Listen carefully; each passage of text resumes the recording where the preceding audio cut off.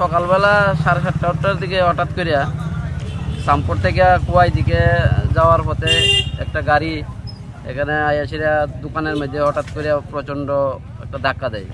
এতে দোকানের মহিলা গুরুতর আহত হয়। তাইনারে কুয়াই জেলা হসপিটালে নিয়ে যাওয়া হয়েছে। আর সাথে সাথে এখানে আরও 2-3টা দোকানে গাড়িটা ড্যামেজ করে। এই আর কি।